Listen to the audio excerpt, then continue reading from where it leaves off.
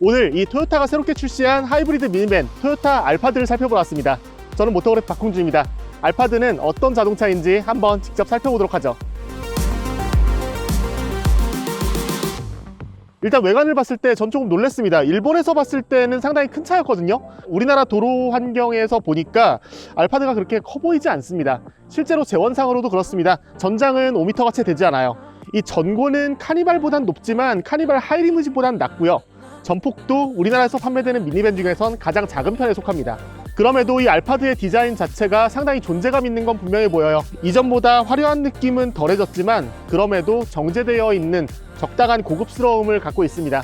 앞부분에서 가장 인상적인 게 이 라디에이터 그릴의 패턴이에요. 이 그릴의 모양을 따라서 크롬 포인트가 추가가 되어 있는데 헤드램프 아랫부분은 주간주행 등을 겸하는 역할까지 합니다. 이 부분이 제법 자연스럽게 처리가 돼 있어서 보는 재미가 상당히 괜찮네요. 이 알파드의 전폭이 동급에서 가장 작은 수준이긴 하지만 그렇다고 해서 작은 차는 아닙니다.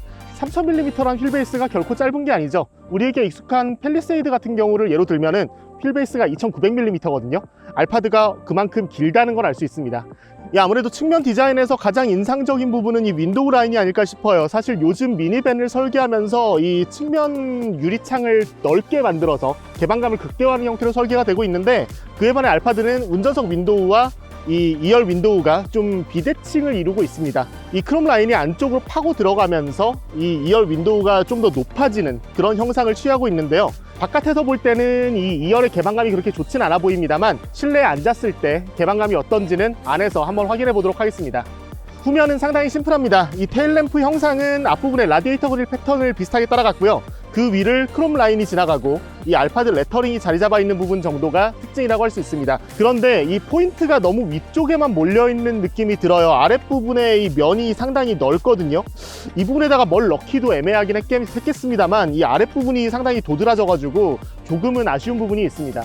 알파드의 3열 활용 방법이 상당히 독특합니다. 시트가 양 옆으로 접히면서 공간이 확보되는 방식이에요. 이 부분은 조금 아쉬운 게 사실입니다. 다른 미니밴들은 시트가 아래로 파묻히는 싱킹 시트 구조를 갖고 있는 데 반해서 알파드는 시트가 양 옆으로 접히다 보니까 이 시트만큼의 공간을 사용하지 못한다는 점이 아쉬운 부분입니다. 그럼에도 기본적으로 높은 전고를 갖고 있다 보니까 골프백 같은 거는 세워서 집어넣기에 괜찮아 보입니다. 네, 지금 제 옆에는 이 알파드의 셰시 구조를 볼 수 있는 구조물이 전시가 되어 있습니다. 기본적으로 알파드는 이 토요타의 차세대 플랫폼이죠. TNGA K 플랫폼이 적용이 돼서 이전보다 차체 강성이 50% 이상 향상이 됐다고 합니다. 대부분은 이 고장력 강판 적용 비중을 높이고 레이저 용접 비중도 높아지고 구조용 접착제를 사용한 비중도 높아지면서 강성이라든지 경량화를 동시에 달성할 수 있었다고 해요. 곳곳에 보시면은 이렇게 레이저 용접 포인트들을 표시를 해놨고 이 주황색, 파란색, 빨간색으로 갈수록 이 강판의 인장 강도, 그러니까 버티는 힘이 훨씬 강하다고 합니다. 보시면은 이 A필러와 B필러, 가장 힘을 많이 버텨줘야 되는 구조가 가장 견고하게 다듬어져 있다는 걸 볼 수 있죠. 아까 이 일본에서 오신 엔지니어 분께서 이 알파드의 강성을 확보할 때 가장 중요한 역할을 했다 하는 부분을 소개해 주셨는데 바로 이 B필러 환영 구조예요.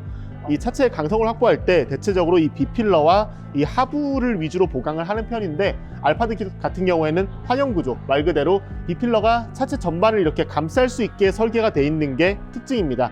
이런 설계는 일반적으로 컨버터블을 만들 때 많이 사용을 한다고 해요. 일반적으로 이 자동차에서 진동이 발생하면 타이어를 거쳐서 차체를 지나서 내장재를 지나서 시트로 우리에게 충격이나 진동이 전달되는 구조를 갖고 있죠. 이렇다 보니까 최종적으로 진동을 전달해주는 시트도 상당히 특별하게 설계가 되어 있습니다. 일단 이 시트 절개 모형을 보시면 등받이와 이 엉덩이 부분, 방석 부분에 새로운 소재들이 적용이 되어 있는 걸 알 수 있고요. 인상적인 건 이 시트 프레임과 셰시 사이에 하나의 마운트가 추가가 되어 있다는 건데요. 이 시트 진동 방지 프레임 구조라고 해서 진동이 차체를 거쳐서 시트로 전달되기 전에 이 마운트가 추가적으로 진동을 흡수를 해준다고 해요. 전반적인 디자인은 이 기존 토요타의 최신 디자인 기조와 상당히 비슷해요. 12.3인치 대화면 디스플레이가 적용이 되어 있고 이 공조장치와 인포테인먼트가 분리되어 있는 디스플레이가 동일하게 적용되어 있는 걸 알 수 있습니다. 그 하단에는 무선 충전 패드가 마련이 되어 있고요. 2개의 C타입 USB 포트가 마련이 돼서 충전 소요는 충분하게 충족을 할 수 있을 것 같습니다. 그 외에 2개의 컵홀더, 전자식 기어 레버, 그리고 이 각종 주행 모드를 쓸 수 있는 버튼들이 마련이 되어 있는 걸 알 수 있고요. 이 외의 특징이라면 이 알파드라는 이 미니밴의 성격에 맞게 인체공학적인 배치가 적용이 되어 있는 게 상당히 눈길을 끌어요. 보시면 이 양쪽 끝 우드 트림이 이렇게 절개가 되어 있는 걸 보실 수 있는데, 이 우드 트림을 누르면 이렇게 컵홀더가 하나가 더 추가가 마련이 되고요. 이 송풍구 아래쪽으로는 이 뒷좌석 시트를 조정할 수 있는 버튼과 이 문을 여닫을 수 있는 버튼들이 같이 마련이 되어 있습니다. 스티어링 휠을 잡다가 바로 이렇게 손이 닿을 수 있는 구조라서 VIP를 태우고 신속하게 문을 여닫거나 시트 포지션을 편하게 설정할 수 있을 것 같습니다. 운전석에서 시야도 정말 마음에 듭니다. A필러 앞에 쪽창을 덧댔는데 이 쪽창이 상당히 넓어서 대시보드가 넓어서 오는 불편함을 어느 정도 상쇄시켜 주는 것 같고요. 고급 MPV를 지향하다 보니까 소재도 상당히 고급스러워요. 대시보드는 전부 가죽으로 둘렀고요. 손이나 팔이 닿는 부분은 전부 가죽입니다. 팔걸이 부분 같은 경우에도 이 팔 안쪽이 닿았을 때 소재가 상당히 부드럽고, 스티어링 휠은 차체 크기에 비해서 상당히 컴팩트하게 설계가 되어 있어서 잡고 있을 때도 그립감이나 이 조작감도 편리할 것 같습니다. 자, 이 알파드의 메인이라고 할 수 있는 2열에 앉았는데요. 이 토요타와 렉서스의 자랑이라고 할 수 있죠. 오토만 시트가 적용이 돼서 편안하게 앉아 있을 수 있습니다. 이 시트에는 3단계로 조절할 수 있는 통풍 그리고 열선 시트가 적용이 되어 있고요. 마사지 기능까지 내장되어 있어서 뒷좌석 탑승자가 편안하게 휴식을 취하면서 이동할 수 있습니다. 지금 시트를 가장 편안하게 한번 설정을 해볼게요. 레그 서포트가 어디까지 뻗나 한번 볼까요? 레그 서포트가 서서히 올라오면서 앞쪽으로 쭉 뻗어 나가는데, 지금 레그 서포트를 최대한 뻗은 상태에서 제 발끝이 이 시트 등받이에 닿는 정도의 길이를 보여주고 있습니다. 각도는 지금 등받이를 최대한 제낀 상황인데, 이 정도면은 풀플레이시라고는 할 수 없지만 여느 리클라이너 소파처럼 꽤 편리하게 누워서 이동할 수 있겠네요. 이렇게 시트가 모두 누워있는 상황에서 마이 오리지널 옆에 있는 버튼을 누르면 버튼 조작 한 번만으로 시트가 원상태로 돌아옵니다. 알파드의 2열 곳곳에는 수납 공간도 많이 마련되어 있습니다. 이 도어 하단에 하나의 컵홀더가 있고요. 왼쪽 암레스트 버튼을 누르면은 컵홀더가 하나 더 나옵니다. 이 생수병 하나 정도는 충분히 꽂을 수 있는데, 이거보다 더 큰 텀블러 혹은 테이크아웃 컵 중에 좀 큰 사이즈, 이런 컵들은 꽂기에는 불편할 것 같네요. 눈에 잘 들어오진 않습니다만 이 디스플레이 하단에 조금 더 큰 컵홀더가 있어서 텀블러를 쓴다면 이 아래쪽에 꽂는 게 더 좋을 것 같습니다. 2열 VIP들의 프라이버시를 위한 기능들도 매력적이에요.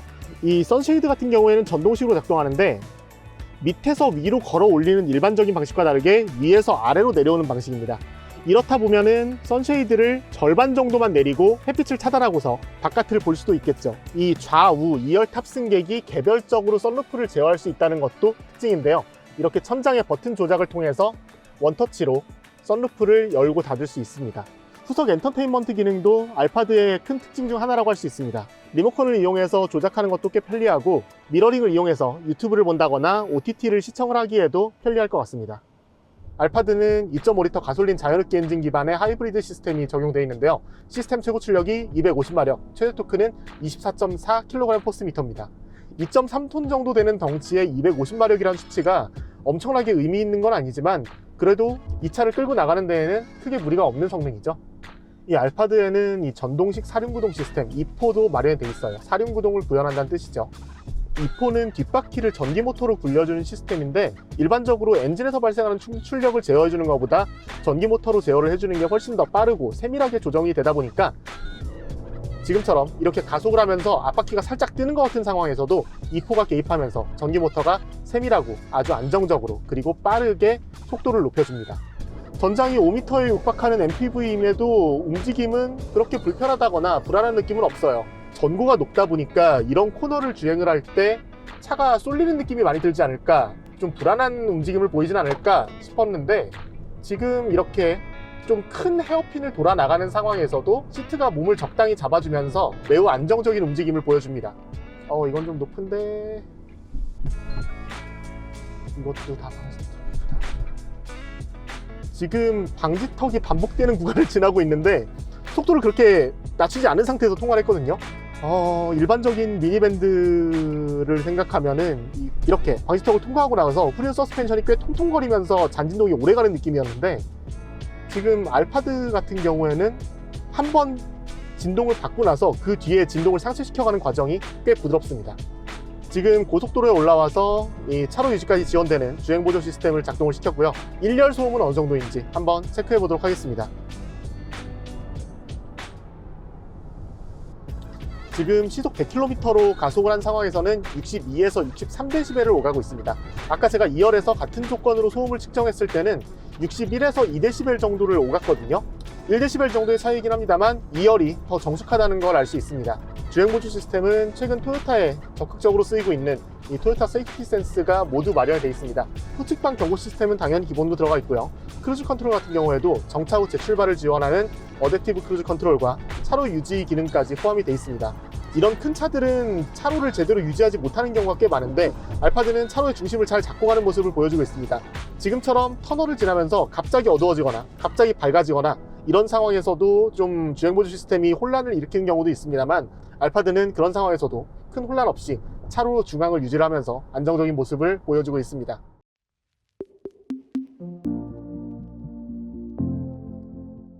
저희가 알파드에 대한 영상을 찍었고 많은 분들이 댓글을 남겨주셨어요. 아, 이거를 이 돈 주고 사는 게 맞나? 카니발이나 스타리아 사는 게 낫지 않나? 혹은 그 차를 사서 더 고급스럽게 컨버전을 하면 되지 않나? 이런 댓글들을 많이 남겨주셨는데요. 오늘 직접 경험을 해보니까 저는 이 차가 카니발보다 훨씬 더 비싼 돈을 주고 살 가치가 있다고 생각합니다. 기본적으로 하이브리드예요. 연료 효율성도 훨씬 좋고 이 저속에서 전기 모터로 구동되다 보니까 정숙성도 훨씬 뛰어나요. 와인딩 로드를 달리고 고속도로에서 속도를 높이고 줄이고 반복되는 연비에 좋지 않은 주행을 했음에도 복합 연비가 리터당 13.5km를 보여줬어요. 아마 시내 주행 빈도가 더 높고 조금 더 연비에 유리한 운전을 했다 그러면 이보다는 훨씬 좋은 효율성을 보여주겠죠. 자, 그렇다면은 이런 얘기를 할 수 있겠죠. 어차피 하이브리드 미니밴이면 시에나를 사거나 카니발 하이브리드를 기다리는 게 맞지 않아요? 아닙니다. 승차감이나 정숙성에서는 알파드가 훨씬 우위에 있어요. 결정적으로 시에나는 북미 시장을 타깃으로 하고 있는 미니밴입니다. 옆으로 전폭이 더 넓다 보니까 우리나라에선 운전하기에 조금 부담스러운 것도 있는 게 사실이에요. 반면 알파드는 이 좁은 전폭을 갖고 있다 보니까 우리나라처럼 이 길이 좁고 불규칙한 환경에서도 꽤 쉽게 다룰 수 있는 게 강점입니다. 자, 지금 이제 토요타 알파드 2열에 탑승을 해서 이동을 하고 있습니다. 기본적으로 시트에 붙어있는 부가적인 기능들이 상당히 많아요. 이 암레스트 앞에 보시면 이렇게 제어를 할 수 있는, 따로 뗄 수 있는 디스플레이가 적용이 되어 있는데 이 디스플레이를 이용해서 개별적으로 온도 조절도 할 수 있고요. 이 외에 뭐 오디오라든지 아니면은 조명, 이 선루프, 시트 포지션, 뭐 마사지 시트의 작동 여부 이런 것들을 스마트폰을 조작하듯이 상당히 편리하게 조작을 할 수 있습니다. 고속도로에 올라와서 이 제한 속도에 맞춰서 주행을 하고 있는 상황인데요. 이 구간에서의 소음이 어떤지도 한번 살펴보도록 하겠습니다. 지금 이 고속도로 제한 속도 100km에 맞춰서 크루징을 하고 있는 상태고 이 상황에서 소음 측정기를 한번 작동을 시켜 볼게요. 지금 데시벨은 한 62에서 63 정도를 오갑니다. 전 상당히 의외였던 게 같은 하이브리드 파워트레인을 쓴 시에나와 비교를 하더라도 정숙성에서 훨씬 더 우위에 있다는 게 상당히 인상적인 부분입니다. 알파드는 글로벌 시장에서 6인승, 7인승, 8인승 3가지 모델이 있습니다. 우리나라에 들어온 사양은 7인승입니다. 앞에 2명, 2열에 2명, 3열에 3명이 앉을 수 있는 건데 3열 같은 경우에는 3명이 앉기에는 조금 무리가 있을 것 같고 어쨌든 7인승으로 신고가 돼 있는 모델입니다. 많은 분들이 이런 밴을 구입하면서 버스 전용차로 진입을 할 수 있느냐 이 부분에 대해서 가장 궁금해 하실 것 같은데 알파드는 기본적으로 7인승이기 때문에 이 버스 전용차로를 주행할 수는 없다 이렇게 말씀드릴 수 있을 것 같습니다. 정말 공교롭게 옆에 기아 카니발이 한 대 서 있어서 잠깐 한번 비교를 해볼 수 있을 것 같습니다.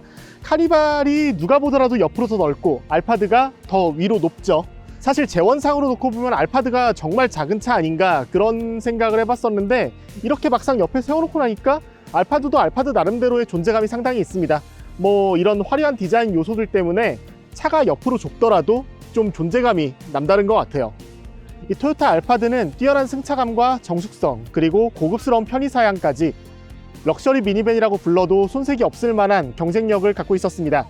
다른 미니밴들과는 어떤 차이점이 있는지 기회가 된다면 조만간 한번 비교해 보도록 하죠. 그럼 저는 또 다른 자동차 소식으로 인사드리겠습니다. 전 지금까지 모터그래프 박홍준이었습니다.